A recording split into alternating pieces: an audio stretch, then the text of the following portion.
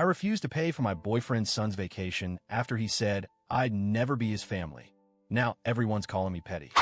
I, 42F, have been dating my partner Mark, 45M, for 3 years now. We met through mutual friends, and things were pretty easy between us at first. I have a daughter, Lily, 15, from a previous relationship. Mark has a son, Ethan, 19, who he shares custody of with his ex-wife. About a year ago, Mark moved in with me and Lily. We all live in my house. When Mark and I first started seeing each other, he was already divorced. According to everything he and others close to him have said, his marriage ended about a year before he even met me. So I had nothing to do with their split, but that hasn't stopped Ethan from blaming me for it. From the very beginning, Ethan has been cold and outright hostile toward me. He's accused me of stealing his dad, constantly makes passive-aggressive comments, and even referred to me as the reason his life went to hell. Once, about 2 years ago, he and his friends egged my car while it was parked outside my home. Mark confronted him, but the damage was already done, emotionally and physically. That kind of behavior is hard to forget. Despite all this, I try to keep the peace. I never punished Lily for anything Ethan did, and I tried not to speak ill of him in front of Mark. I understood that this was a painful situation for a young man whose family life had changed. I told myself he just needed time. But the situation only got harder after Mark moved in.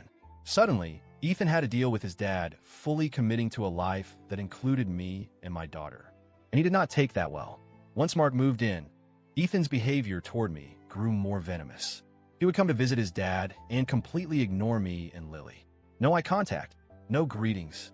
If I said hello, he'd just look through me like I wasn't there. If Lily tried to say something polite, he'd scoff or walk out of the room. I was ready to call it quits more than once. The tension in the house, whenever he was around, was suffocating. But I genuinely loved Mark, and I believed in the importance of trying. So instead of giving up, I suggested to Mark that he and Ethan take a short trip together, just the two of them.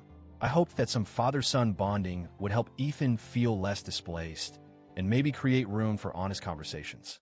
To Mark's credit, he agreed. They went away for a weekend together, did some hiking, and apparently had some long talks. I was optimistic. Maybe this would be the turning point. When they came back, Ethan pulled me aside. For a moment, I thought he might apologize or say something conciliatory. Instead, he looked me dead in the eyes and said, "You're not my family. You never will be. I'll be civil, but don't expect anything from me." Then he turned around and left the room. It stung, but at least he was being honest. Since then, Ethan has kept his word. He visits sometimes to see his dad, but he doesn't interact with me or Lily. We stay out of his way. He stays out of ours. No drama. No words, just this cold wall of distance. I didn't like it, but I accepted it. I respected his boundary. What more could I do? Fast forward to this spring. I've been planning a family trip to Florida for the summer. Nothing extravagant, just a few days at the beach and a theme park or two. It's something Lily and I have been looking forward to, and I wanted Mark to be part of it too. So I booked a hotel and started making a list of activities we'd enjoy as a family. One evening, while going over the plans with Mark, he suggested that we invite Ethan. I was a little taken aback. Ethan's made it clear he wants no part of our family, but I told Mark I didn't mind, as long as either he or Ethan paid for his airfare.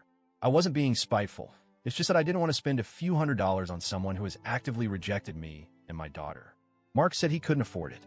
Ethan doesn't have a job and still relies on his dad for most things, so it wasn't likely he'd pay his own way either. A few days later, Ethan caught wind of the trip and reached out to me. The first time he's initiated a conversation in over a year. He said, "If you really wanted to fix things, you'd pay for me to go." That's what adults do. They make things right. I was stunned. Fix things? I'd been on the receiving end of his resentment, disrespect, and outright hostility for years. He had told me, in no uncertain terms, that I wasn't family and shouldn't expect anything from him. So I calmly replied, "Ethan, I'm not going to pay to fly you to Florida. You told me yourself that I'm not your family. I respected that boundary. If you or your dad want to pay for your trip, you're welcome to come. But I owe you nothing." He left me on read. Since then, the backlash has been intense. Ethan apparently told his mom and some extended family members, and now I'm being painted as petty, immature, and cruel.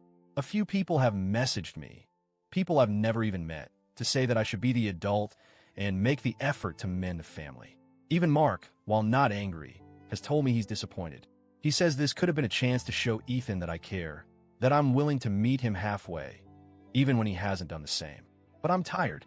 I've been over backward for years, and every time I try, Ethan either spits in my face or slams the door. I've never retaliated. I've never insulted him. I've simply backed off and let him have the space he claimed he needed. Paying for a vacation is not going to magically heal all of this. If anything, it would just reinforce the idea that he can treat me with total disregard and still be rewarded for it. And what does that say to Lily? She's watched this whole thing unfold. She's seen how I've tried, how I've bitten my tongue, and how I've been disrespected anyway. I don't want to teach her that loving someone means accepting mistreatment. Still, I keep second-guessing myself. Maybe I should be the bigger person. Maybe paying for one ticket isn't such a big deal in the grand scheme of things. Maybe this is the olive branch Ethan needs. But then I think respect has to go both ways. And right now, I don't think Ethan has earned that kind of gesture. So, Ida,